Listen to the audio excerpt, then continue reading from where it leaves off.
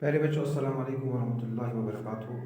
نویں جماعت کے جو طلباء و طالبات اس وقت مجھ سے مخاطب ہیں، میری ان سے یہ مؤدبانہ گزارش ہے کہ وہ اپنی درسی کتاب کا صفحہ نمبر 28 اپنے سامنے رکھیں، اور یہاں پر ہمارا جو ٹاپک ہے وہ ہے اردو کہاں پیدا ہوئی۔ اردو کہاں پیدا ہوئی۔ نذیر احمد ملک صاحب نے ہمیں یہاں پہ سمجھانے کی کوشش کی ہے۔ کل تک ہم نے جو پڑھا تھا تھوڑا کیپچولیٹ کریں گے، یعنی ہم نے یہ پڑھا تھا کہ جو اردو زبان ہے اس کا کوئی علاقہ یا کوئی خطہ متعین نہیں ہے، اور جس طرح بڑے بیشتر باقی زبانیں جو ہیں، کشمیری جو ہیں کشمیر میں بولی جاتی ہے، لداخ میں بولی جاتی ہے، لداخی لداخ میں بولی جاتی ہے، پنجابی پنجاب میں بولی جاتی ہے، گجراتی گجرات میں بولی جاتی ہے۔ یعنی ان زبان کے نام اپنے اپنے علاقے اپنے اپنے خطوں کی نسبت سے قرار پائی ہیں، لیکن اردو ایک واحد برصغیر کی وہ واحد زبان ہے جس کا کوئی علاقہ یا خطہ متعین نہیں ہے۔ یہ ہر جگہ کم و بیش کہیں پہ زیادہ بولی جاتی ہے، کہیں پہ کم بولی جاتی ہے۔ اور یہ بھی ہم نے پڑھا تھا، اس نے اپنے ارتقائی سفر کے دوران بہت سارے نام اختیار کیے ہیں۔ اس کو زبان ہندوستان بھی کہا گیا، اور اس کو ہندی بھی کہا گیا، اس کو پوری گجرات بھی کہا گیا، اور اس کو یہاں پہ دکنی بھی کہا گیا، اور اس کو دہلوی بھی کہا گیا، اور اس کو اردوی معلیٰ کے نام سے بھی زیادہ جانا گیا، اور اس کو ریختہ بھی کہا گیا۔ اور آج دنیا کے لسانی نقشے پر جس نام سے اس کو جانا جاتا ہے اس سے ہم اردو کہتے ہیں۔ اردو صحیح معنوں میں یہاں سے ہمیں آج پڑھنا ہے، اردو صحیح معنوں میں ایک مخلوط یا ملی جلی زبان ہے۔ مخلوط یا ملی جلی زبان یعنی جب بہت ساری زبانیں آپس میں ملتی ہیں، بہت ساری تہذیبیں آپس میں ملتی ہیں، بہت ساری ثقافتیں آپس میں ملتی ہیں، تو ایک ثقافت وجود میں آ جاتی ہے، ایک زبان وجود میں آ جاتی ہے۔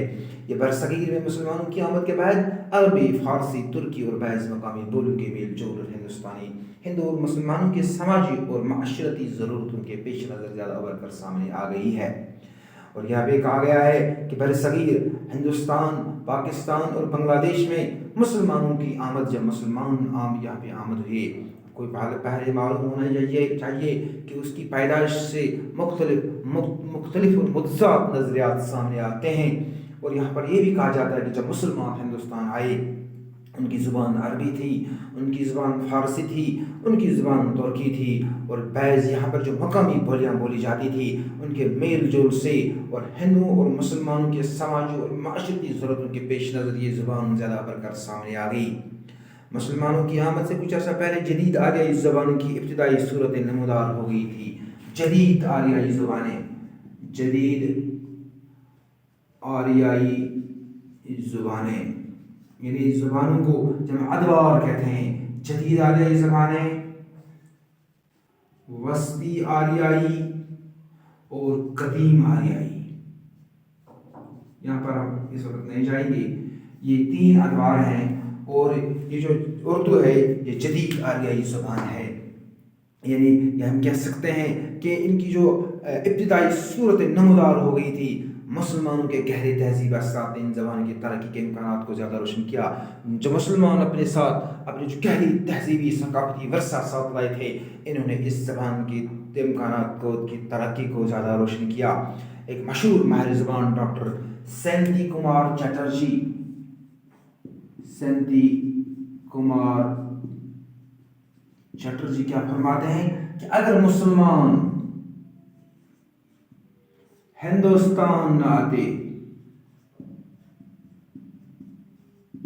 یہ جو جدید ہند آریائی زبانیں ہیں یہ وجود میں آتی، لیکن 1000 سال کی تاخیر ضرور ہوتی۔ 1000 سال کی تاخیر، یعنی یہ زبانیں وجود میں آتی، یہ 1000 سال کے بعد وجود میں آتی، لیکن جب مسلمان ہندوستان آئے تو یہ 1000 سال پہلے وجود میں آ جائے۔ یہ آپ کو معلوم ہونا چاہیے کہ مسلمانوں کی ثقافتی ورثہ کیسا تھا، ان کی تہذیب کیسی تھی، اور انہوں نے یہاں پر اس زبانوں کے سے طرح امکانات کو روشن کیا۔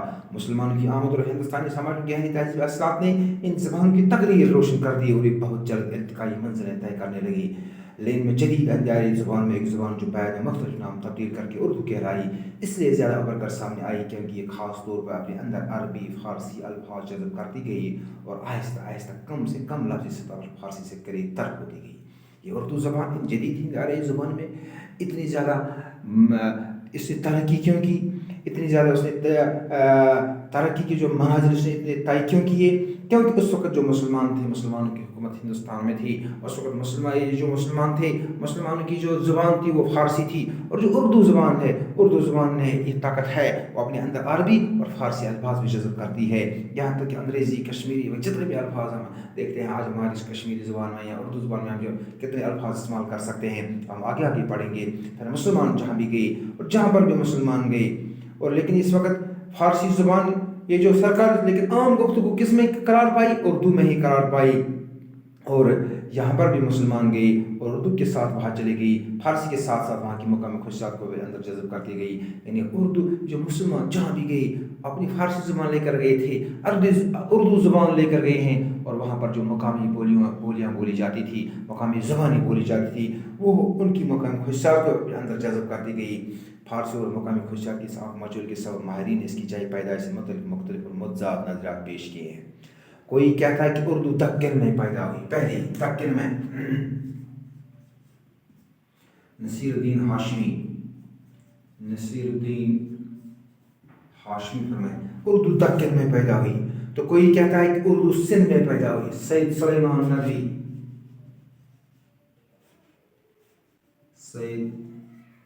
سلیمان ندوی فرماتے ہیں کہ اردو سندھ میں پیدا ہوئی۔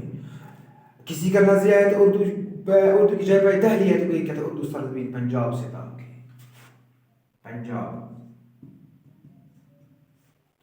حافظ محمود شیرانی یہ جو دہلی میں پیدا ہوئی ہے، آپ کو معلوم ہونا چاہیے، اور یہاں پر اردو دہلی مسعود حسین خان صاحب فرماتے ہیں۔ آدھے حیات سے یہ جو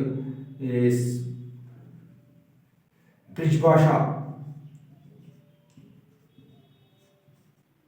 محمد حسین آزاد، بہت سے مختلف اور متضاد نظریات سامنے کیوں آئے؟